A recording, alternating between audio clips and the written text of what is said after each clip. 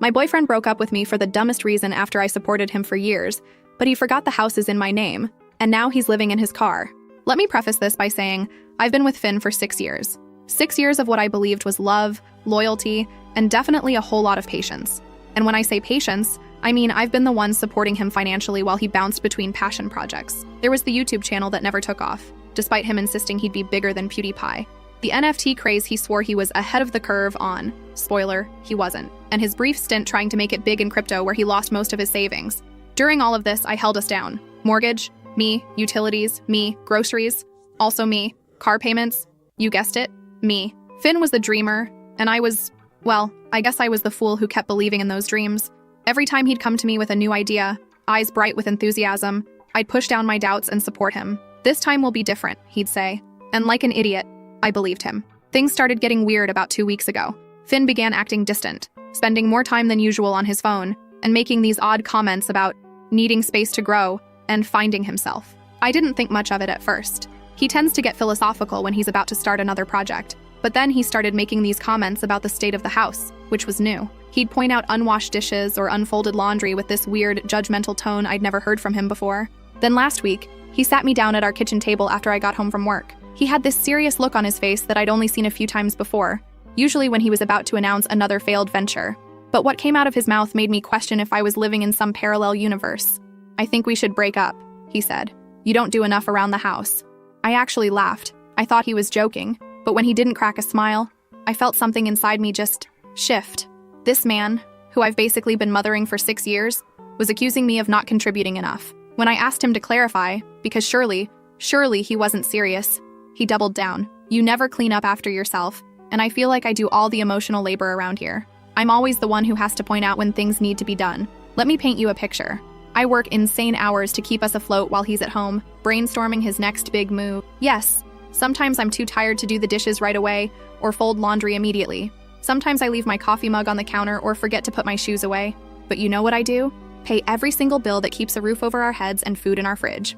Meanwhile, Finn's biggest contribution to our household has been reorganizing the bookshelf by genre 3 times and throwing out my perfectly good Tupperware because it didn't spark joy anymore. This is the same man who has a meltdown if the Wi-Fi goes out for more than 5 minutes. Guess who calls the provider every single time? Me. Every birthday, holiday, or weekend activity, planned by me. He won't even order takeout without asking for my input 3 times, and then still managing to get my order wrong. But here's where it gets truly bizarre.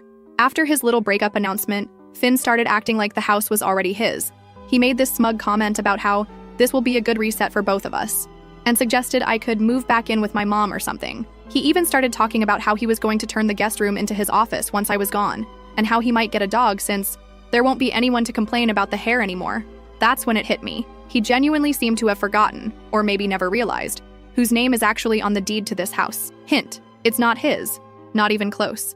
This house was my inheritance from my grandparents, and I'm the sole owner. Every mortgage payment, every repair, every utility bill, it's all in my name. I excused myself, went upstairs, and locked myself in our bedroom. I'm not going to argue with him or try to change his mind.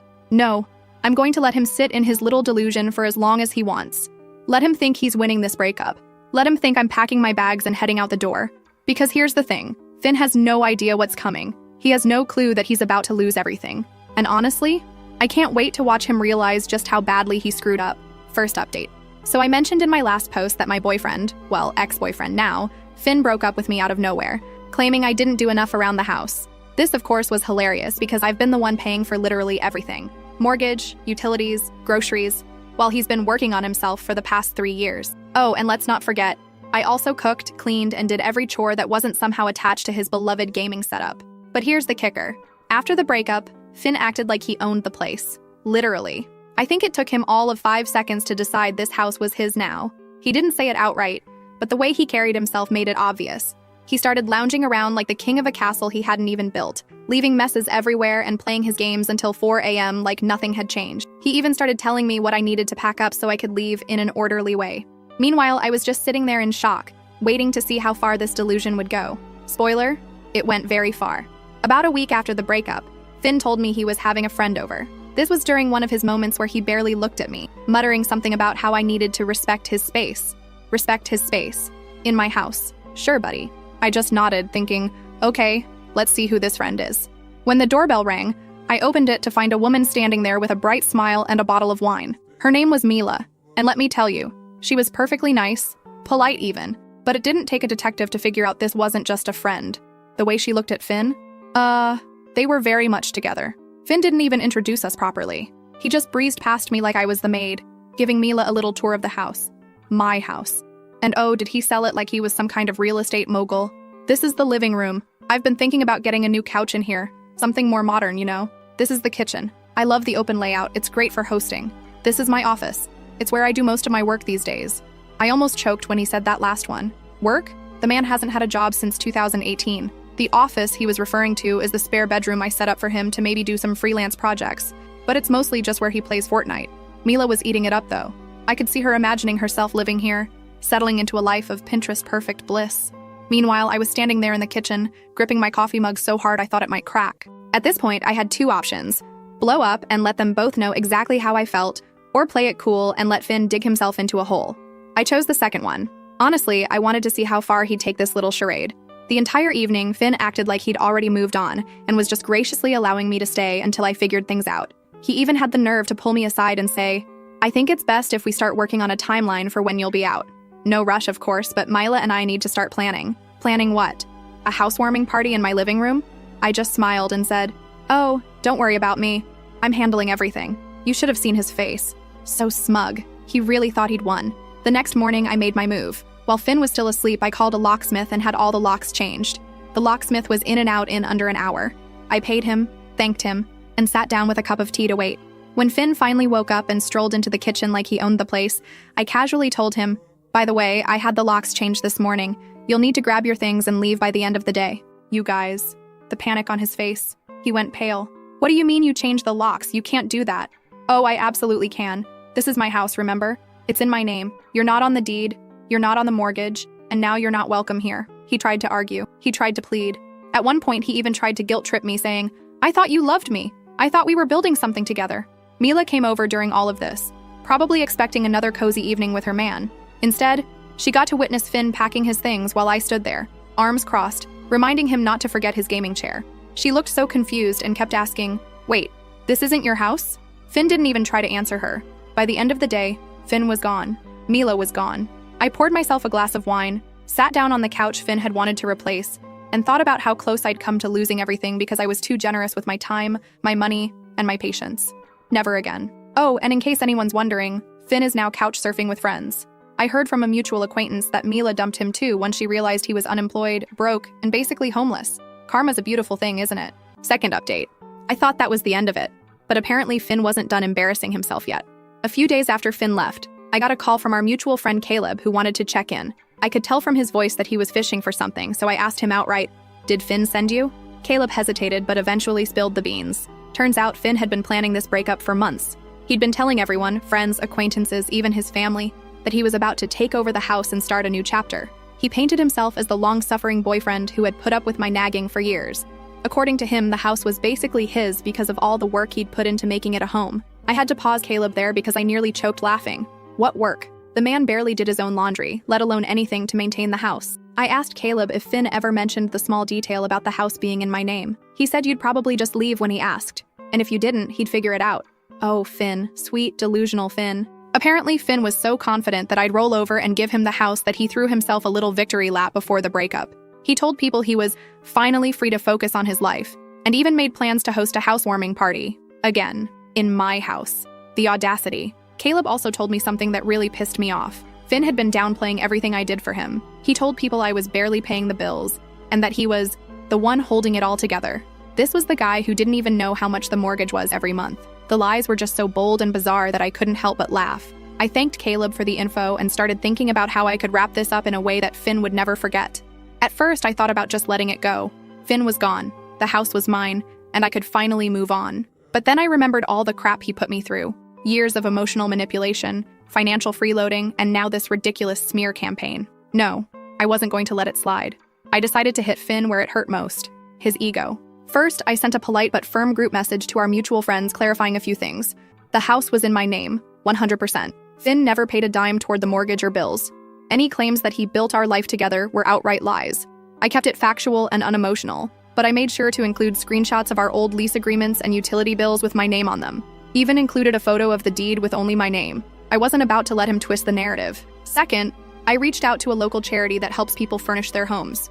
I donated all of Finn's leftover junk, his old desk, a couch he never sat on, and even the gaming chair he left behind in his rush to leave. They were thrilled to take it, and I was thrilled to see it go. Lastly, I decided to let Finn's parents know what had really been going on. They'd always been kind to me, and I felt like they deserved to know the truth. I didn't go into every detail, but I told them enough to make it clear that Finn's victim narrative was a complete fabrication. The group message blew up almost immediately. Most people were shocked but supportive, saying they had no idea Finn was spinning such a ridiculous story. A few of his closer friends tried to defend him, saying he was going through a lot, but I shut that down quickly. We all go through things, I said, but that doesn't give you the right to lie and steal. Finn, of course, found out about the message and called me furious. He accused me of ruining his life and said I had no right to air our dirty laundry. I told him calmly that he'd been doing that himself for months. I just corrected the record. Then I hung up and blocked him. As for his parents, they were horrified. They apologized profusely and said they had no idea Finn had been treating me so poorly. His mom even offered to pay me back for some of the bills he racked up, but I declined. I wasn't interested in money. I just wanted them to know the truth. The real cherry on top came a few weeks later when I ran into Mila at a coffee shop.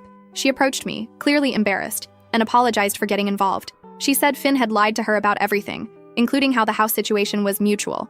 Then she told me the funniest thing I've heard all year. Finn was living in his car. Apparently, none of his friends wanted to take him in after learning the truth, and his parents weren't interested in bailing him out either. He'd burned too many bridges, and now he was reaping the consequences. I don't wish homelessness on anyone, but in this case, I can't say I feel too bad. He made his bed, or in this case, his back seat, and now he has to lie in it. Third update. So remember how I mentioned Finn wasn't done trying to get his house back? Well, grab your popcorn because this story just got even more ridiculous. Last week, I was having lunch with my sister Nora when she started acting weird. She kept checking her phone and giving me these strange looks, like she wanted to tell me something but couldn't figure out how. Finally, I just asked her what was up. "Don't be mad," she started, which is never a good sign. But Finn reached out to me last week. I nearly spat out my drink. What? Turns out, Finn has been going around telling everyone who'll listen that we had some sort of verbal agreement about the house. According to him, we were practically married. We weren't. And he'd contributed significantly to the household. He hadn't. But here's the real kicker. He asked Nora for money, not just a little money either. He wanted enough to get back on his feet and fight for what's rightfully his. And she gave it to him. Before you grab your pitchforks, let me explain. Nora and I have always been close, and she's usually the smartest person I know. But Finn apparently fed her this sob story about how he'd invested everything in our relationship and was now homeless because of me. He even showed her screenshots of some bills he'd paid years ago, conveniently leaving out the fact that he'd paid them with my money. I felt bad for him, Nora admitted, looking guilty. He was living in his car, and he seemed so sure about everything. He said he just needed enough to get started again. I sat there trying to process this betrayal. "How much did you give him?" $2,000, she mumbled into her coffee. $2,000. I was about to lose it, but then Nora pulled out her phone and showed me their text conversation. As I read through it, I realized something. My sister might be smarter than I thought. See, Nora hadn't just given him the money. She'd made him sign a proper IOU, complete with repayment terms and interest. She'd even gotten him to put his car up as collateral. When I asked her why she went to all that trouble for a small loan, she just smiled. "Because I knew he was full of it," she said. "I wanted proof of exactly how desperate he was getting. Plus, I figured having a document showing he had to borrow money might come in handy later." I could have hugged her right then. But the story gets better. Remember Caleb? Our mutual friend who spilled the beans about Finn's pre-breakup plotting? Well, he sent me screenshots of Finn's social media posts where he's been painting himself as this victim of a calculated gold digger who trapped him in a relationship just to steal his future earnings. Yes, you read that right. He thinks I spent 6 years supporting his unemployed self because I was after his future money. The money he was definitely going to make from all those failed projects I funded. The posts are full of vague accusations about how I manipulated him and took advantage of his trusting nature. According to Finn's new version of events, he was the one who supported me emotionally while I was unstable and unable to maintain healthy relationships. This from the man who once had a 3-hour meltdown because I bought the wrong brand of energy drink. But here's where it gets really interesting. My friend Zoe has been keeping track of everyone Finn's reached out to, and apparently he's been telling different stories to different people. To some, he's the victim of a manipulative ex. To others, he's a generous partner who gave up everything for me. And to a few, he's even claiming we had some sort of business partnership that I betrayed. The stories keep getting more elaborate too. Last week, he told someone I had promised to put his name on the deed as a birthday gift, but then changed my mind out of spite. Pretty creative for someone who once forgot my birthday entirely because he was too busy trying to become a Twitch streamer. Yesterday, I got a series of increasingly unhinged messages from him about how he's going to expose me to everyone we know. He's threatening to tell people about all my secrets. Though I'm really curious what secrets he thinks he has, considering I'm the one who knows about his failed cryptocurrency investments, and that time he tried to become a professional dog photographer with my camera. I haven't responded to any of his messages, but I did save them all. Something tells me this isn't over yet. Finn's never been good at accepting reality, and now that he's burned through Nora's money, probably on another get-rich-quick scheme, I'm sure he's cooking up some new plan to try to get what he thinks he deserves. Last update. So last Sunday, I was doing my weekly grocery shopping when I literally ran into Finn's mom at the store. I tried to just smile and walk past, but she grabbed my cart and said, "We need to talk." Now, his mom has always been sweet to me, even after everything that happened, but this time she looked different. Worried, but also kind of angry. She asked if we could get coffee, and something in her voice made me agree. Once we sat down, she took a deep breath and said, "I need to tell you what Finn's been up to, because this has gone too far." Turns out, Finn showed up at his parents' house last week with this elaborate story about how he was getting the house back. According to him, he had evidence that I had somehow tricked him into putting all the bills in my name. He even claimed he had proof that he'd given me cash for the down payment. His mom stopped him right there and reminded him that she and his dad had been there when I bought the house, before Finn even moved in. But Finn just talked over her, going on about how he was building a case and needed to borrow some money to set things right. When his parents refused to give him money, he completely lost it. Started throwing around accusations about how they never supported his dreams and were choosing my side over their own son. His mom looked so tired as she told me this. "He's not the boy I raised," she said. "I don't know what happened to him." But here's where it gets really interesting. She started telling me about all these things Finn had done that I never knew about, like how he'd been telling his younger sister that he bought me out of the house months ago, and that's why he needed to borrow money from her, to renovate his property. His sister, being 19 and trusting her big brother, gave him her savings. Or how he'd been going around to all their relatives telling different versions of the story to whoever would listen. To some, he claimed we were secretly married. To others, he said I had promised him the house in exchange for sweat equity. His words, not mine. He even told his grandmother that I was holding his gaming equipment hostage, the same equipment I donated to charity months ago. His mom pulled out her phone and showed me screenshots of a GoFundMe page he'd made. The title, "Help Local Man Reclaim His Home from Manipulative Ex." I almost choked on my coffee. The page was full of completely made-up stories about how he'd invested his life savings into the house, what savings, and how I had manipulated the paperwork to cut him out. He even posted pictures of my house, claiming he'd done all these renovations himself. The only renovation Finn ever did was rearranging the furniture when he was procrastinating on job applications. But the craziest part? People were actually donating.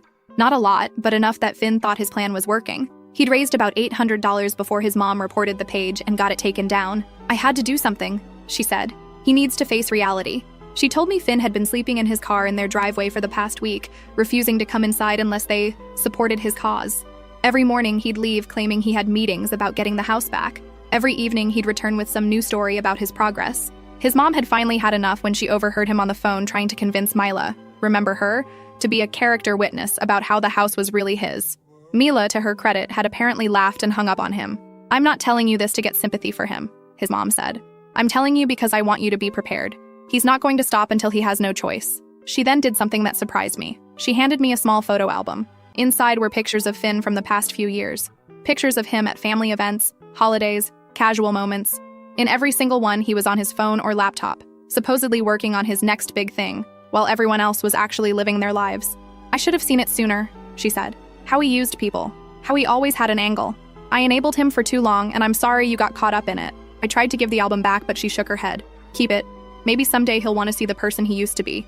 But for now, I need to do what I should have done years ago." She told me she and Finn's dad had made a decision. They're changing their locks and cutting off his access to their Wi-Fi. No more sleeping in their driveway. No more enabling his delusions. They've arranged for him to stay with his uncle in another state, who's offered him a real job.